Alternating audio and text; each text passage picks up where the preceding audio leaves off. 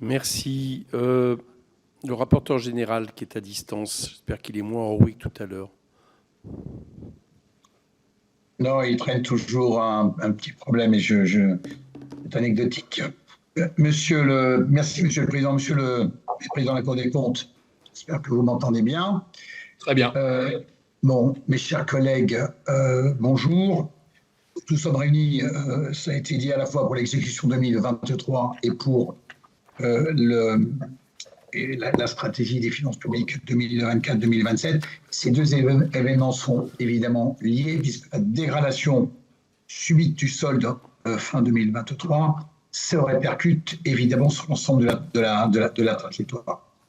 Et je ne veux pas croire ici que personne n'ait vu qu'il s'était passé des choses en fin d'année que peu de gens ou personne n'avait prévu. Je suis désolé de le dire. Je ne me souviens pas d'alerte particulière sur les recettes venant de qui que ce soit sur cette fin d'année. Et puis, bien que le FMI a revu de très nombreuses reprises à la baisse ses prévisions de croissance, l'Europe l'a fait, l'Allemagne l'a fait. Donc oui, il se passe quelque chose de spécifique, un changement conjoncturel, un ralentissement conjoncturel important en Europe qui s'est dessiné sur la fin de l'année 2023. Autre message, en réagissant un peu à ce qui s'est dit, on a l'impression que, à écouter certains, que le gouvernement serait volontairement, aurait des prévisions trop optimistes. Il suffit de regarder 2023, c'est hier, ça n'est pas le cas. Nous avons tenu à peu près la prévision de croissance qui était prévue. Nous avons prévu là aussi très bien le niveau de dépenses de l'État qui était prévu. Donc, ça n'est pas un mode de management, un mode de gouvernance, si je peux me permettre. Ce sont bien des circonstances exceptionnelles qui nous amènent à constater un écart très important de recettes sur cette fin d'année. Tout le monde a été surpris et l'hypothèse de 4,9% était considérée comme crédible, plausible, même si je reprends, Monsieur le Premier Président, l'avis que vous avez donné le 30 octobre 2023 sur l'atterrissage de 2023. S'agissant des recettes 2023, vous relevez que l'écart en pourcentage entre l'exécution des recettes fiscales nettes et la prévision associée au texte de fin de gestion est le plus faible depuis 2020. Le problème que nous avons, c'est que cet écart est négatif pour la première fois depuis 2020, qui se situe à un niveau supérieur à la moyenne de longue période. Si on revient sur certaines impositions, vous observez que les moins-values constatées sur les recettes sociales et l'IS ont été effectivement surprenantes en fin d'année du fait d'un ralentissement non anticipé qui a s'est marqué la progression de la masse salariale constatée en toute fin d'année, là aussi, cinquième acompte d'IS encaissé qui descend nettement en dessous de la prévision. Je ne crois pas trahir votre rapport en considérant que ces constats surprenants qui expliquent une large part de l'écart final n'étaient pas anticipables. En revanche, vous vous interrogez sur le fondement des estimations successives sur la clim. Je partage vos interrogations. J'ai moi-même demandé au service un certain nombre d'explications parce que je trouve qu'on est là sur des écarts qui sont beaucoup trop importants. Je partage les interrogations que vous avez. Je voudrais savoir, c'est ma première question, si vous explorez et quelles sont vos premières conclusions en la matière, même si, évidemment, on a tous constaté, et c'est une bonne chose pour notre économie, que le prix spot a été divisé, de l'électricité a été divisé par 5 sur la période. Par ailleurs, vous considérez que pour 2023, les moins-values importantes constatées sur l'IR et la TVA auraient pu être réduites en tenant compte davantage compte des données d'encaissement au moment de la réalisation de la loi de fin de gestion. Pouvez-vous vous préciser sur quel fondement vous portez cette appréciation? Quelles auraient pu être les actions à entreprendre dans le cadre du débat parlementaire portant sur la loi de fin de gestion? Sur les dépenses 2023, j'ai bien noté que vous regrettiez l'absence d'économie structurelle sur le champ des dépenses de l'État en 2023. La lecture de votre rapport me conduit toutefois à penser que la gestion des dépenses de l'État a été sérieuse, sinon rigoureuse, durant cet exercice que nous avons atterri mieux que ce qui était prévu en matière de dépenses de l'État. On observe une baisse en volume des dépenses de 4,8% sur le champ du budget général, ce qui est extrêmement important, certes porté massivement par le reflux des dépenses exceptionnelles, mais encore faut-il le souligner. Par ailleurs, vous observez en valeur, les dépenses ont augmenté de plus 0,4% sur le même champ, dont plus 0,7% pour les dépenses sous loi de programmation et moins 0,9% sur les autres dépenses. Ces constats, Monsieur le Président, ne témoignent pas finalement de choix assumés et plus structurels qu'on ne le dit d'économie. Vous soulignez qu'en 2023, les montants des crédits gelés mis en réserve ont été 2 fois plus élevés qu'en 2022. Un décret d'annulation a supprimé 5 milliards d'euros de crédits en septembre. Le texte de fin de gestion a, hors charge à la dette, ouvert des crédits tant qu'il y en a annulé. Là aussi, une preuve, je crois, de bonne gestion de l'atterrissage 2023. Je constate comme vous, et je le regrette, et je le dirai au ministre, que les montants des réserves restent beaucoup trop importants. Et autant on a pu se l'expliquer pendant la crise du Covid, mais je trouve que les montants aujourd'hui amènent trop d'incertitudes sur le budget tel qu'il est voté et examiné par le Parlement. Donc je trouve que ce niveau de mise en réserve reste beaucoup trop important. J'interrogerai moi aussi le ministre sur ce sujet. Je crois que le travail de la Cour sur l'exécution 2023, et j'en arrêterai là-dessus sur 2023, on est loin des caricatures décrivant une gestion hors de contrôle et sans attention portée au pilotage précautionneux de la dépense publique, comme vous l'avez indiqué. Vous présentez par ailleurs 2 avis du Haut Conseil, l'un portant sur le projet de loi relatif aux résultats de gestion et portant en approbation des comptes 2023, et l'autre portant sur le programme de stabilité. Bon, très rapidement, je note que le Haut Conseil ne considère pas important au sens de la LOLF l'écart entre le déficit structurel constaté en 2023 et celui programmé en loi de programmation des finances publiques. Pour fonder cette appréciation, vous évoquez notamment l'impact du changement de méthodologie lié au passage des comptes nationaux en base 2020 opéré par l'INSEE. Net de ce changement, l'écart est donc inférieur à 0,5 de PIB. Pouvez-vous nous préciser la portée de ce changement, notamment sur l'effet de déficit et l'interprétation que nous devrions faire? Autrement dit, pourrions-nous dire, ce sera un ouvert raccourci, que sans cet effet, le déficit aurait été de 5,3 en 2023, où je me trompe. Sur le PSTAB, je partage évidemment grandement votre préoccupation d'ensemble s'agissant de nos finances publiques et les alertes que vous avez soulevées.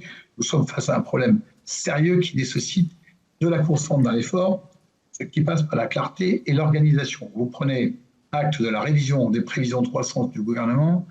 Cette révision implique une trajectoire des finances publiques plus ambitieuse que celle figurant dans la loi des finances publiques, puisque le point d'arrivée sur les 3% de déficit en 2027 est pratiquement inchangé. Vous l'avez dit, la pente est encore plus dure.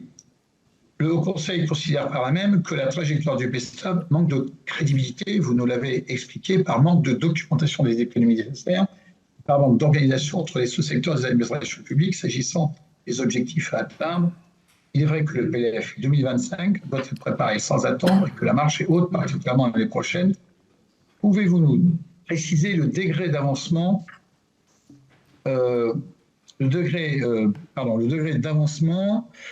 des revues de dépenses menées actuellement par la Cour des comptes et quels sont les principes méthodologiques que vous avez choisis? Proposez-vous des préconisations d'économie chiffrées ou pas dans ce cadre-là? Considérez également que la trajectoire de finances publiques portée par le PSTAB manque de cohérence. Vous évoquez un effet négatif en retour sur la croissance que vous avez précisé, des mesures de consolidation budgétaire, ce qui pourrait peser sur le respect de la trajectoire. Avez-vous pu chiffrer cet effet retour, c'est-à-dire impact sur la croissance de l'effort structurel? Et j'ai une question plus directe encore, Monsieur le Président. Est-ce qu'il n'y a pas, de la part de la Cour, avec le respect que j'ai évidemment pour la très grande qualité de son travail, un paradoxe, une injonction paradoxale? Vous nous avez assez souvent, et parfois à juste titre, reproché de ne pas être ambitieux dans le redressement de nos finances publiques, dans la réduction de nos dépenses. Nous avons là, par définition maintenant, une trajectoire beaucoup plus ambitieuse et beaucoup plus difficile. Et vous me reprochez maintenant qu'elle n'est pas cohérente et pas atteignable. Alors je veux dire, comment fait-on? Comment pouvons-nous résoudre cette équation? Quand on n'est pas assez ambitieux, vous nous dites qu'on n'est pas assez ambitieux, et quand on les trouve, vous nous dites qu'on n'arrivera pas à tenir cette ambition. Voilà, votre avis, évidemment, intéresse, et je voudrais terminer sur, même si ce n'est pas complètement précisé dans le PESTA, mais il y a des éléments qui permettent. Est-ce que vous pensez que l'effort en matière de réduction de nos dépenses publiques est également réparti, justement réparti, entre les 3 niveaux de fonction publique? En 2023, je rappelle les chiffres, l'État plus ODAC, les dépenses ont augmenté de 0,6%, les finances publiques plus 5,3% et les assos plus 4,4%. Est-ce que vous pensez à la trajectoire qui vous est proposée aujourd'hui, que l'effort sur ces 3 points est équitablement réparti? Merci. C'est long, voilà. Le sujet est important. Voilà. Merci. Pierre Moscovici, à vous, en un peu moins de 11 minutes quand même, parce que sinon, on va pas avoir beaucoup de temps. Non, je vais être beaucoup plus rapide. Monsieur le rapporteur général, merci de vos questions, comme toujours, précises, détaillées, constructives. Vous avez évoqué à plusieurs fois des caricatures. J'ai cru comprendre, mais je tiens à préciser cette imputation ne visait pas les travaux de la Cour des comptes et du Haut Conseil, qui sont mais extrêmement objectifs, pluralistes, indépendants. C'est notre rôle et je tiens beaucoup à cela. Mais je sais, je voulais préciser, je ne voulais pas qu'il y ait d'ambiguïté dans l'interprétation pour ceux qui me regarderaient de ce propos. Je vais répondre rapidement à quelques points. D'abord, vous avez justement souligné que s'agissant des reculs des recettes en 2023, et c'est l'évidence, il y avait des éléments qui étaient peu prévisibles. Et c'est certain, cela a surpris tout le monde, à telle enseigne que la Cour des comptes elle-même, dans son rapport annuel, parlait d'année blanche, alors que l'année s'est révélée, je l'ai dit, grise ou noire. À quel moment cela était-il su et par qui? En tout cas, pas par nous. Et c'était sans doute pas prévisible.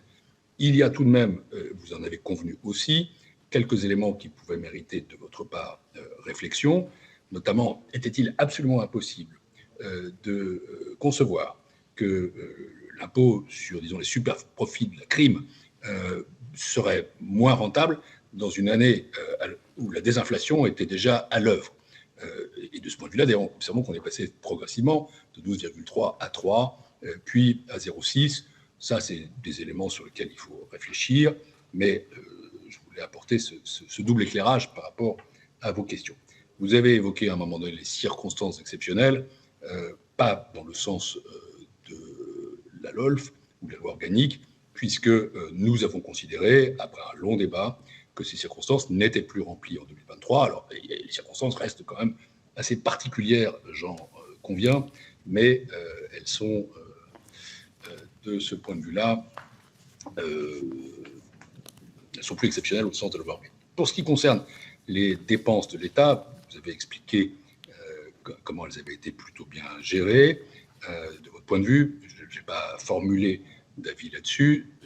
Je veux simplement me référer au rapport sur l'exécution du budget qui dit qu'en effet, les chiffres qui sont finalement donnés, c'est-à-dire à la fois d'une réduction des dépenses exceptionnelles et d'autre part d'une croissance des autres dépenses, étaient annoncés par la loi de finances, le projet de loi de finances. Si c'est ça que vous voulez dire, c'est incontestable. Et la Cour ne dit pas le contraire. En revanche, ce que nous soulignons, c'est que tout cela aboutit de facto à un effort de maîtrise des dépenses, et notamment des dépenses structurelles, qui est insuffisante, puisque au total, cette balance conduit tout de même, malgré 28 milliards en moins de dépenses exceptionnelles, à une croissance de quelque 1 milliard de la dépense de l'État. Sur la question que vous posiez sur le mécanisme correcteur et sur l'écart de 0,5, pardonnez-moi, là je suis ici à New York, il y a des questions qu'il faudra poser peut-être directement au ministre qui doit pouvoir y répondre et au directeur de l'INSEE. Je vous dis de tête ce qu'ont été nos débats. le souvenir est assez fiable, l'écart est en effet de 0,5. L'impact méthodologique est de 0,14.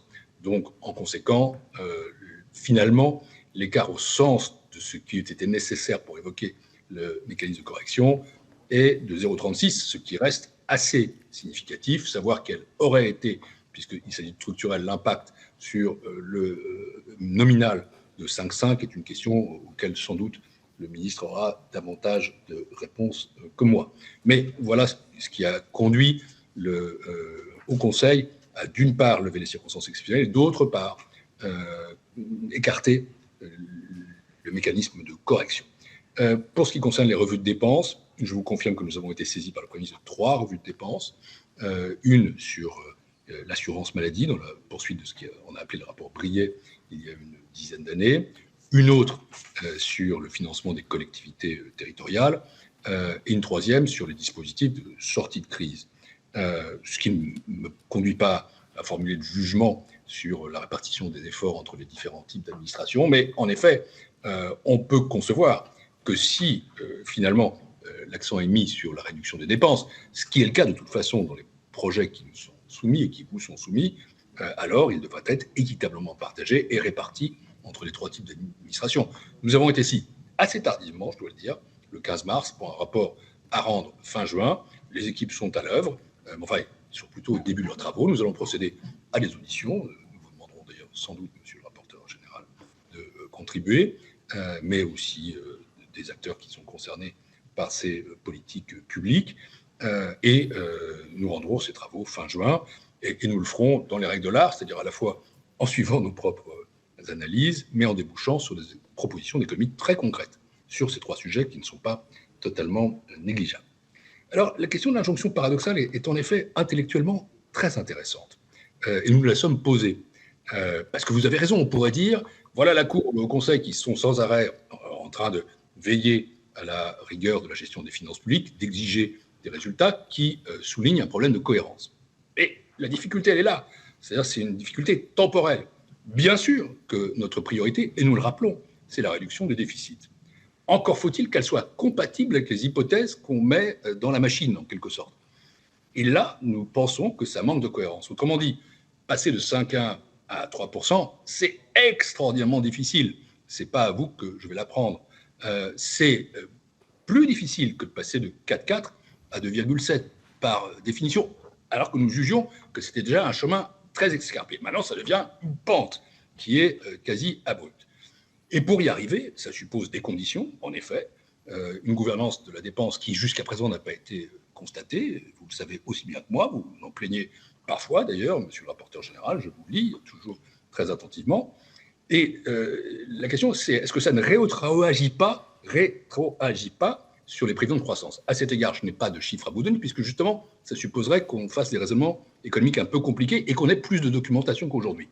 Mais notons tout de même, par exemple, qu'il y a 27 milliards d'euros qui sont prévus pour 2025. Ce ne sera pas en effet sans effets sur la prévision de croissance. Je citerai par exemple les travaux de l'OCDE, qui sont les premiers à avoir intégré ces effets sur les années à venir. Et donc, nous disons que dans les circonstances actuelles de température et de pression, oui, tout ça ne nous paraît pas tourné. Et qu'en effet, compte tenu de ce qu'on nous a donné, soit on maintient les prévisions de croissance, et donc l'ambition de croissance, et à ce moment-là, on risque fort de ne pas atterrir sur 3%, soit on veut atterrir à tout prix sur 3%, et à ce moment-là, la croissance sera donc sans doute moindre, ce qui exigera des efforts en dépenses encore plus considérables que ceux qui sont faits. C'est ça notre raisonnement, il se tient à ça. Nous n'avons pas abandonné pour notre part notre perspective et notre rôle, qui est celui de réduire les déficits et de réduire la dette, et nous rappelons que c'est absolument incontournable.